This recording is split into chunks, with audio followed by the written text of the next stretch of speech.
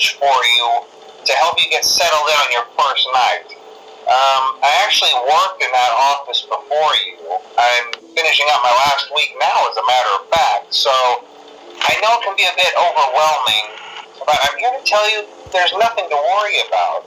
You'll do fine. So let's just focus on getting you through your first week, okay? Let's see. First, there's an introductory greeting from the company that I'm supposed to read. It's kind of a legal thing. It seems that you have met your end. Oh, what a pity. You know, I don't feel too bad about it, though. After all, if it weren't me, it would have just been one of the others, I guess. I'm honestly just glad to be out of those air ducts.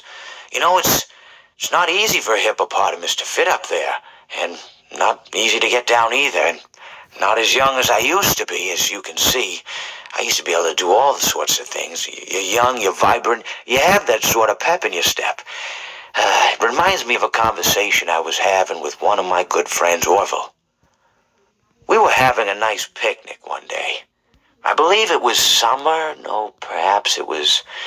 Was it the fall? Yes. It was the fall because the leaves had turned already.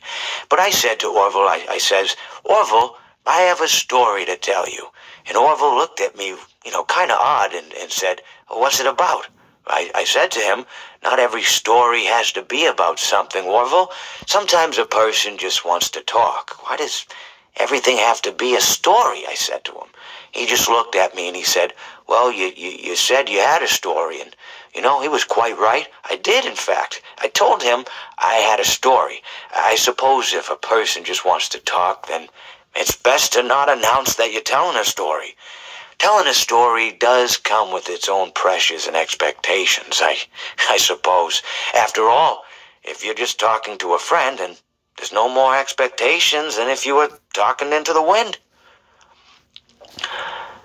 Words by themselves aren't expected to carry, aren't expected to stick. But if you announce you're telling a story, well then, there'd better be a point to it all, No one wants to sit and listen to someone ramble on and on and on with absolutely no end in sight. So, it's good to be mindful that when you tell someone that you're about to tell a story, that you have something to say. Telling someone that you're going to tell them a story is tantamount to asking them to stop what they're doing and pay attention. You're basically saying, hey, buddy, stop everything. Stop what you're thinking. I have a solution to everything. And, well, I didn't really have any story to tell. In hindsight, I probably just misspoke when I said that I had a story. I think it would have just been better to tell Orville that I wanted to tell him something rather than tell him that I had a story. But, even then, it might have put too much importance on the whole thing. Either way, it was quite a nice day. I remember that we were drinking tea.